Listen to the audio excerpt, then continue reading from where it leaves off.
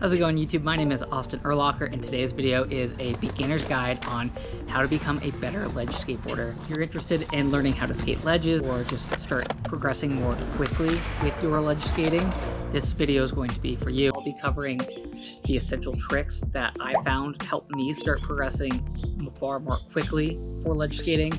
We'll also be covering some of the most useful practice routines when it comes to like having a ledge session, what I do to really get comfortable on my key tricks and how I start building upon those and creating new combos. Finally, I'll be covering some of my favorite combos that I've learned that really aren't that hard to do, and there may be some more underrated or just tricks that aren't seen as common, but they're honestly quite easy to learn just by mixing the right combos together.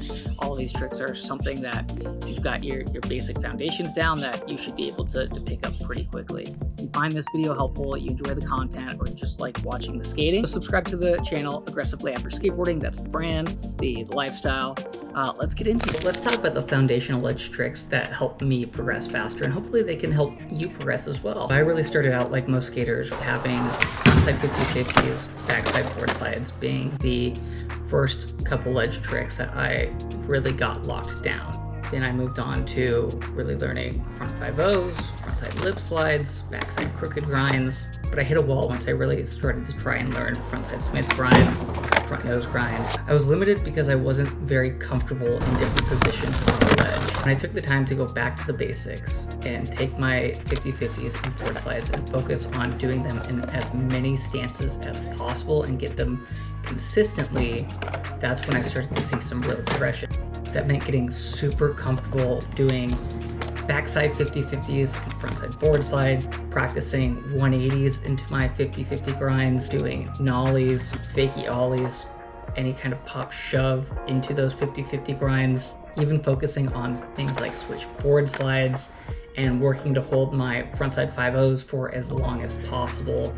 It became easier for me to really lock on top of a ledge and have the balance and be comfortable enough to adjust as needed for those more advanced tricks. Overall, if you're stuck on learning things like your kickflip 50-50s, getting your first Smith grind, really evaluate and be honest with yourself on how well-rounded you are with the true foundations and all the different variations of a basic board slide and a 50-50 grind. If you find that you're not comfortable alling into a backside 50-50 or consistently lock into those 5-0s, if you just spend a couple sessions really focusing on getting those tricks as equally comfortable as those first couple of 50-50 and board slide variations that you've done, makes a world of difference. Now let's move into practice routines. I recently met up with one of my good friends, Greg Dwyer, who is a longtime skateboard instructor out here in Phoenix, Arizona, to really talk about how he progresses his own skateboarding and what he teaches his students. He's worked with many talented skateboarders, much more talented than myself, like Jagger Eaton, Trey Woods. One of the key habits that Greg emphasizes for himself and anyone he's working with as an instructor is the 3-5-7 principle. That means during a session, if you want to get a trick more consistent that you already have, but you're not doing it every try, it's still a challenge for you, set a goal for landing it at least 3 times during that session. Bonus points if you can even one-up that and do it 3 times in a row. And the reason why you want to do it at least 3 times is that's really the threshold for building strong muscle memory. If you can really just raise the bar a little bit and say, hey, I'm going to try it, not just be happy with doing this tray flip down a stair set once, I want to do it 3 times during that session and actually do it, you're going to build better muscle memory to where now you can come back and really have that kind of locked into your brain. You have the movements down to where it's going to become a much easier trick for you to consistently do.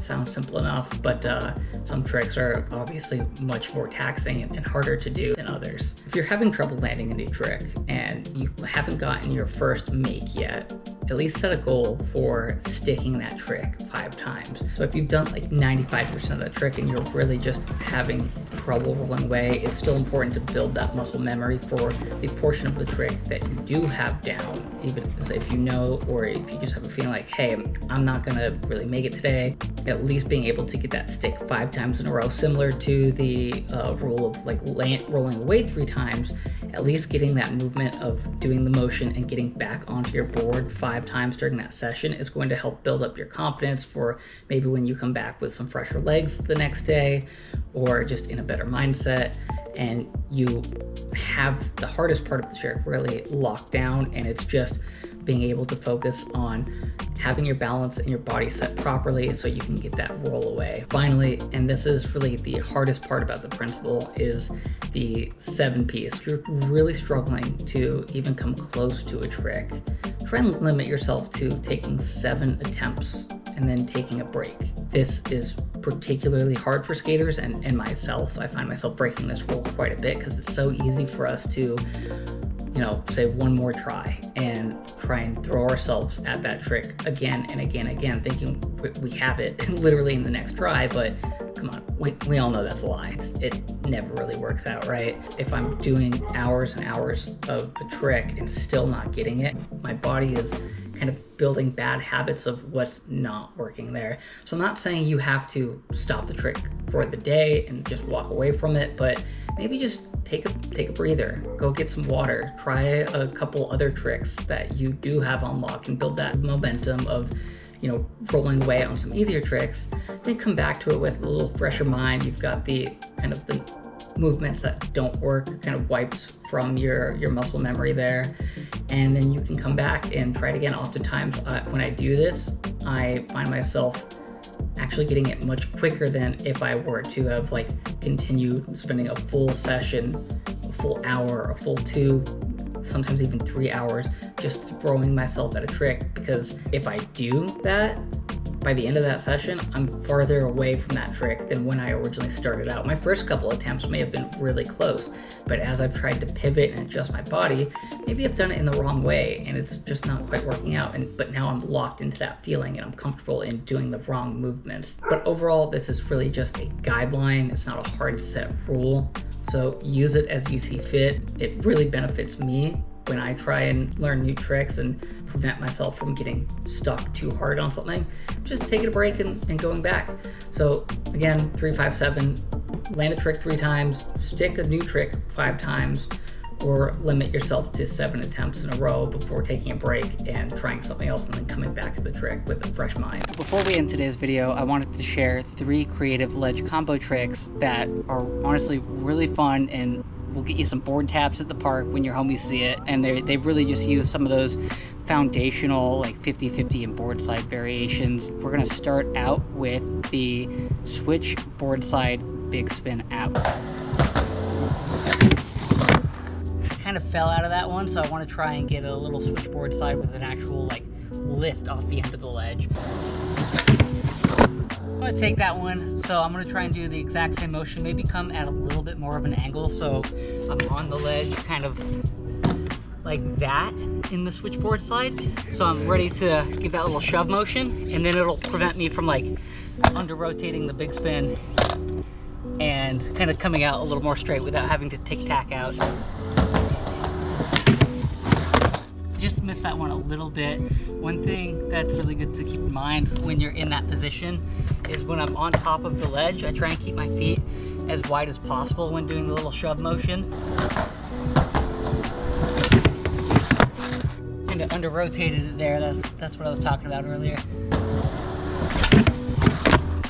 It is boiling outside, so I'm gonna come into the shade a little bit as we move on to trick number 2 and talk about the 50-50 front side board slide out. If you've got your front 50-50s and your front boards down, it's really easy to throw together. The key to this trick is you really want to go a little faster than you're probably comfortable with your normal 50-50, so you don't stick as you're moving into that front board. You really just want to pivot your hips while keeping your shoulders in that front 50-50 position. It's gonna look a little bit like this.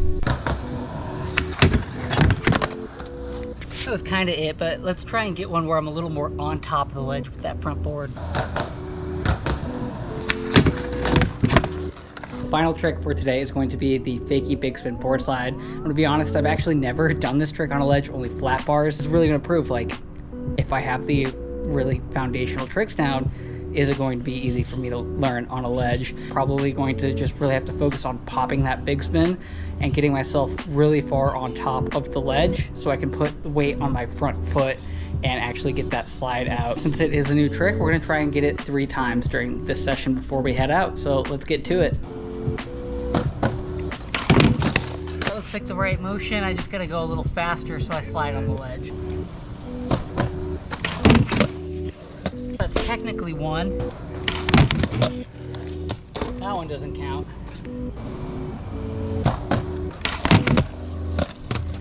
Alright, that's number 2. Let's see if we can get a good third one. For this last one, I'm going to try and slide it a little bit longer than the previous 2. There's 3, but not quite the longer slide that I wanted. So I'm going to just try and focus on popping on earlier. So I hope you enjoyed the video. If you found this helpful, if you enjoyed the content, leave a like, subscribe, leave a comment, let me know, are there any other foundational ledge tricks that you found very helpful in your own progression, or if you tried any of these tips, how'd they work out for you? I'll be responding to any comments that come through on the video, so looking forward to talking with y'all there. Subscribe to the channel, and we're out.